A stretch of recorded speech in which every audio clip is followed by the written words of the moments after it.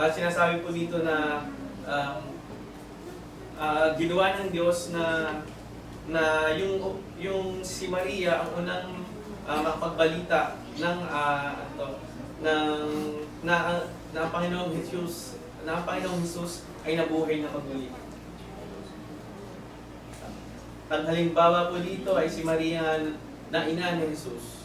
At ang sumunod ay si Hana. Siya ay babaeng baog at inalipusta. Nanalangin siya sa Diyos at ibinigay sa kanya ang anak niyang si Samuel na lalaki. Si Samuel naman po, siya yung siya ay, diba siya yung sumulat ng Samuel? Tapos si Samuel naman, ibinigay binigay ni Hana para maglingkod sa templo at yun yung naging pangako niya sa Panginoong Diyos kung bibigyan siya ng anak. Kasi nga po dahil siya ay isang babaeng baog. Ang lesson po doon ay ang pagsunod ng babae ay may malaking epekto sa plano ng Diyos. No? At number 5 po, ang bilis ng oras. Naka 20 minutes na pala ako. Sa number 5 po, pinagkatiwalaan ng mabuting balita. Ito po yung kay Maria na siya yung pinagkatiwalaan ng Panginoong Diyos, na siya yung magbigay ng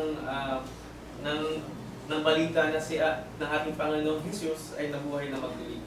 At sa Matthew chapter 28 verse 5, at sumagot ang anghel at sinabi sa mga babae, huwag kayong matakot sapagkat nalalaman ko na yung hinahanap ay si Jesus na napako sa krus.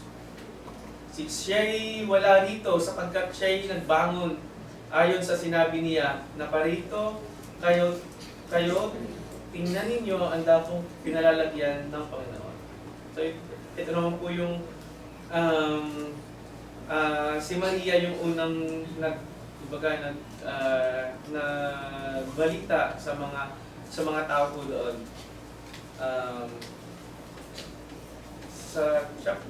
Sa number 6, may malaking ambag sa iglesia katulad sa Romans chapter 16 verse 1. Ipinagtagubilin ko sa inyo si Phoebe. Ito pa yung sulat ni Apostol Pablo.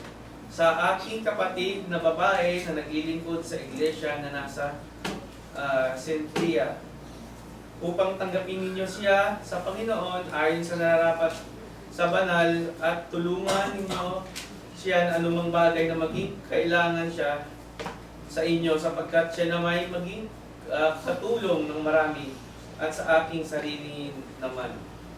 So ginamit siya nating Panginoong Diyos na maging katulong ng mga apostol sa dakong iyon. At ang halimbawa nga pa yan si Phoebe, siya ay lingkod ng iglesia. Si Priscilla, siya naman po yung sa chapter 18 ng Acts, may mga si Apollos po, meron siyang gusto niya magturo ba, gusto niyang mag-preach. Ngunit parang may medyo kulang pa yung itinuturo ni Apollos. Nandyan si Priscilla at saka yung kanyang asawa na i-unite si Apollos para sa mga lesson, sa mga gusto niya ituro sa mga tao po doon. Ito, ang lesson po doon is ang mga babae ay katuwang sa ministeryo ng Diyos. Katulad nga po ngayon, parang ang nalala ko po dito, sina Sister Ellie, sobra silang focus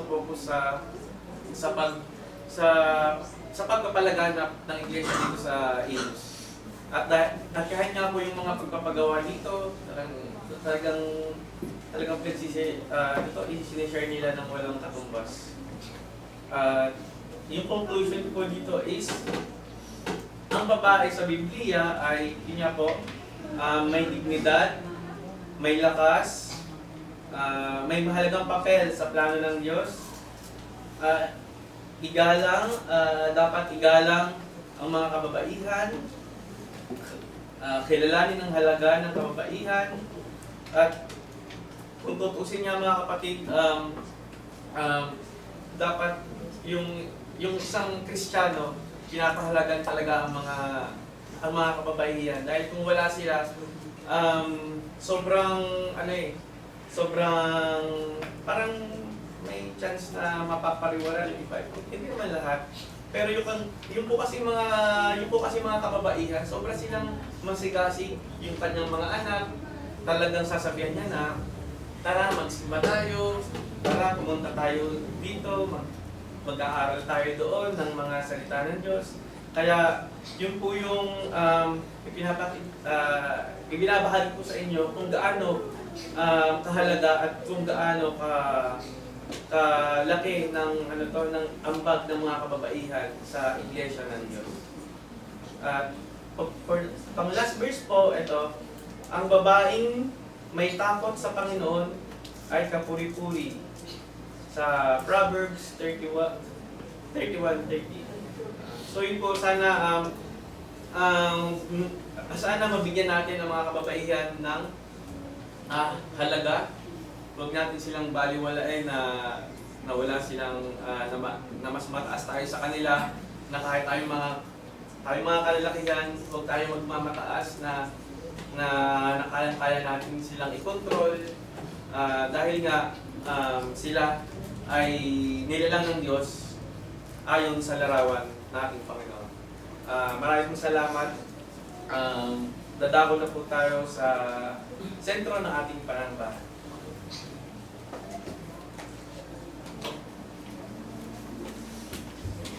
Maraming salamat po, kapatid.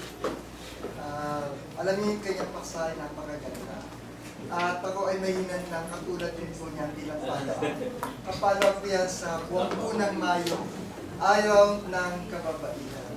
Pero ramdam na ramdam ko bilang baguhang tagapagturo ay nandun sa kanya po yung presyo. Pero nandun pa rin ang guide ng Panginoon.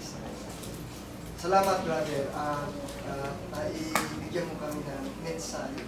At sa dako ito, tayo po ay dadako na sa bahagi ng ating pinaka-importanting bahagi, ang dulang ng ating Panginoon, at tayo muna po'y umawi sa nagbibilang 288 at pangunahan po tayo ni brother sa ating gawain ng dulang. Let's all sing page hymn number 288, The Lord's Supper. The dreadful night before His death. Okay, ready? Sing. The dreadful night before His death, the love for sinners slain, did almost with His dying breath, this soul and this ordained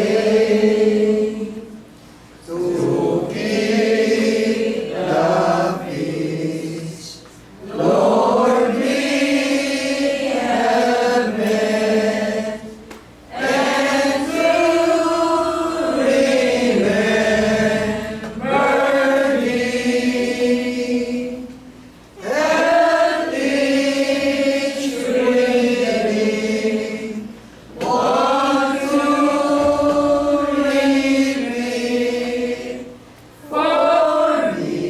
for me, life for me, Thy Son.